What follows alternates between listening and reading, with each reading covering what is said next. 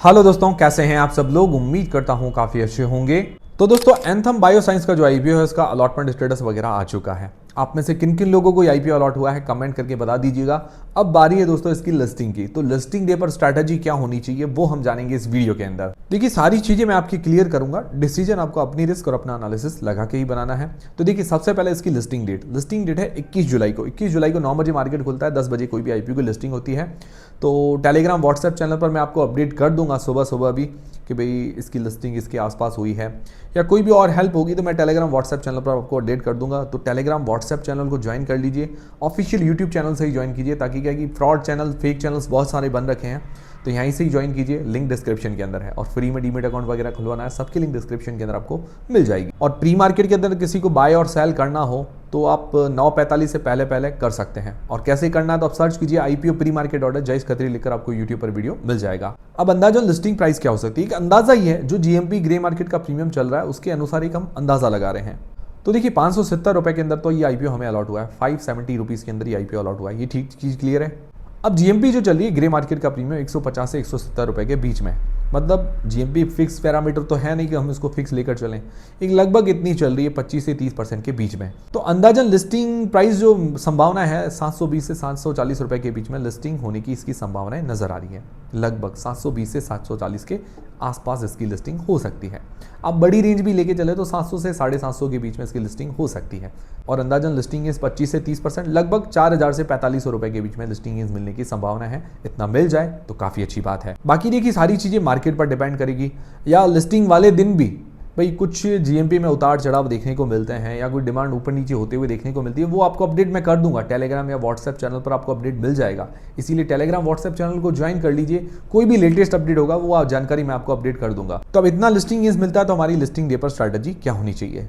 तो सबसे पहले जिन लोगों ने लिस्टिंग गेंस के हिसाब से अप्लाई किया, मतलब शॉर्ट टर्म के हिसाब से अप्लाई किया है, तो देखिए जनरली मैं आपको कहता भी हूँ अपनी स्ट्रैटेजी फिक्स रखिए। या शॉर्ट टर्म या लॉन्ग टर्म, दोनों के बीच में फंसिए मत। फंसना भी है तो उसके लिए भी एक अलग स्ट्रैटेजी है। देखिए, शॉर्ट टर्म का अगर आपका टारगेट है, आपने सोचा ही नहीं कि भाई हमको जितना प्रॉफिट मिला बढ़िया है, फिर हमें सोचना ही नहीं है, तो वो सबसे बढ़िया बात है। भाई जितना लिस्टिंग मिला लेकर एग्जिट हो गए, बढ़िया स्ट्रैटेजी है। इसके अंदर फिर भी एक चीज़ ये अच्छी मैं आपको बताता हूँ, कंपनी अगर लिस्टिंग के हिसाब से भी हमने देखा था तब इसके सारे पैरामीटर्स अच्छे थे। जीएमपी अच्छी थी, एंकर लिस्ट अच्छी थी, सब्सक्रिप्शन अच्छा मिला था। सब्सक्रिप्शन तो बहुत ही बम्पर मिला है, और वैल्यूएशंस भी ठीक है। तो ये सारे फैक्टर्स अच्छे नज़र आ रहे थे। उसके अलावा प्लस पॉइंट भी थे। तो उस हिसाब से मुझे लगता है कुछ अगर शेयर रख भी लिए तो ज़्यादा दिक्कत वाली बात नज़र नहीं आ रही है। मतलब कंपनी बैलेंस नज़र आ रही है इस हिसाब से। भाई 26 शेयर्स का लॉट है, भाई आपको लगता है कि भाई इसके अंदर कुछ ग्रोथ भी आ सकती है, हमें कुछ प्रॉफिट भी लेना है। अब थोड़ा हमारा टारगेट शॉर्ट टर्म का था, अब हमारे थोड़ा लालच आ गया कि भाई कंपनी अच्छी नज़र आ रही तो थोड़ा बहुत रख ले। तो भाई 10 शेयर सेल कर दो या 16 शेयर सेल कर दो, इस तरह से मतलब आधे शेयर सेल कर दो। इस तरह की भी स्ट्रैटेजी आप अपना सकते हैं। बाकी डिसीजन तो आपको अपनी रिस्क, अपना एनालिसिस लगा के ही बनाना है। तो ये पहली चीज़ क्लियर हो गई भी जिन लोगों ने लिस्टिंग गेंस के हिसाब से अप्लाई किया है। अब दूसरी चीज़, जिन लोगों ने लॉन्ग टर्म के लिए अप्लाई किया है तो इसके लिए पॉजिटिव्स और नेगेटिव्स दोनों ही देखते हैं इससे, और लॉन्ग टर्म के लिए आपकी जो माइंड में स्ट्रैटेजी है वो क्लियर हो जाएगी। भाई डिसीजन तो आपको बनाना है, मेरा तो काम है आपको रास्ता बताने का। अब चलना ना चलना आपके हाथ में है। तो देखिए, सबसे पहली चीज़ पॉजिटिव ये है कि अपने सेक्टर के अंदर ये लीडिंग कंपनी है। अच्छा सेक्टर, डिमांडिंग सेक्टर भी है, कंपिटिटिव भी है, पर सेक्टर डिमांडिंग भी है।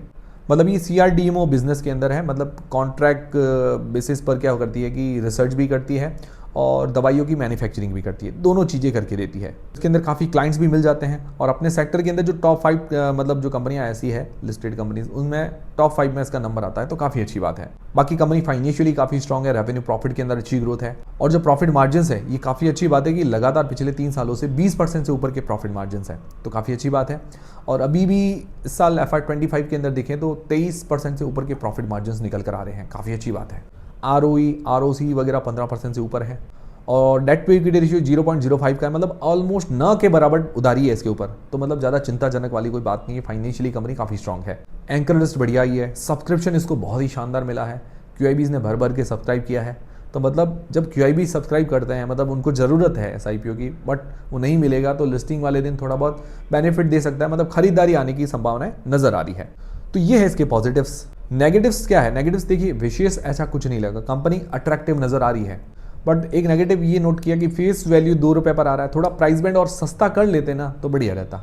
बाकी ऐसा विशेष नेगेटिव नहीं है। बाकी दूसरा नेगेटिव एक और आपको बता देता हूँ कि पूरा का पूरा OFS है। थोड़ा फ्रेश इश्यू लेके आते तो भी बढ़िया रहता। हालांकि कंपनी की फाइनेंशियल कंडीशन को देखते हुए लग नहीं रहा कि इसको खास पैसे की ज़रूरत है, कंपनी फाइनेंशियली स्ट्रांग नज़र आ रही है। बट कुछ फ्रेश इशू होता है तो लोगों को अच्छा लगता है या कंपनी की ग्रोथ के लिए पैसा काम में आ जाता है। बाकी तीसरा नेगेटिव और बता देता हूँ कि सेक्टर ये कम्पिटिटिव है, बट कम्पिटिटिव सेक्टर के अंदर ये कंपनी अच्छा परफॉर्मेंस कर रही है, तो उस हिसाब से ये नेगेटिव भी मतलब इतना हावी नहीं हो रहा है। तो ये तीनों नेगेटिव मैंने बताया कि वो नेगेटिव इस पर हावी नहीं हो रहे, पॉजिटिव हावी है। तो ओवरऑल रिस्क कम नजर आ रहा है, कंपनी लॉन्ग टर्म के हिसाब से बैलेंस नजर आ रही है। बाकी अभी अगर इसका मार्केट कैप देखें तो 31,800 करोड़ रुपए का इसका मार्केट कैप निकल कर आता है। तो देखिए, जो भी लिस्टिंग होने के बाद 20-30% प्रॉफिट मिला, मान लो जो भी 20-30% मिल गया, उसके बाद मार्केट कैप थोड़ा और बढ़ जाएगा। तो फिर अगर आप उम्मीद कर रहे हैं कि इंस्टेंट हमारा पैसा डबल हो जाए, तो वो पॉसिबल नहीं है, क्योंकि मार्केट कैप बड़ा है तो जो ग्रोथ आने की जो संभावनाएं हैं वो थोड़ी सी स्लो होगी। ये चीज़ आप माइंड में लेकर चलिएगा। तो उस हिसाब से ये आईपीओ ऐसा लग रहा है कि भाई मीडियम टर्म में अच्छा फायदा दे सकता है। भाई लॉन्ग टर्म में रखना बुरी बात नहीं है, भाई लॉन्ग टर्म का होता है कि 5 साल 6 साल, तो उस हिसाब से नॉर्मल स्लो ग्रोथ आ जाएगी। लॉन्ग टर्म होता है, देखिए मैंने आपको बताया 3 साल 5 साल मिनिमम, और मीडियम टर्म होता है आप मान के चलिए 6 महीने साल भर, कोई कोई का होता है 3 महीने भी। ये सारी चीज़ें मैंने आपके क्लियर कर दी, पॉजिटिव्स नेगेटिव्स, इसका मार्केट कैप, सारी चीज़ें क्लियर कर दी, फ्यूचर आउटलुक सब चीज़ें बता दी। ओवरऑल कंपनी अच्छी है, नो डाउट। अब आप लोग क्या करेंगे, इसको होल्ड करेंगे या सेल करेंगे, वो कमेंट करके मुझे बता दीजिएगा। और ये वीडियो देखने के बाद अगर आपकी हेल्प हुई है, भाई हेल्प हुई है कि भाई हमारे डाउट्स क्लियर हुए हैं, तो भी मुझे कमेंट करके जरूर बताइएगा, ताकि हमें भी मोटिवेशन मिलता रहे। तो उम्मीद करता हूँ हमारा वीडियो, हमारी जानकारी आपको काफ़ी पसंद आएगी, हेल्पफुल रही होगी। हेल्पफुल रही तो वीडियो को एक लाइक जरूर करें, चैनल को सब्सक्राइब कर लें। मिलते हैं दोस्तों अगले वीडियो के अंदर।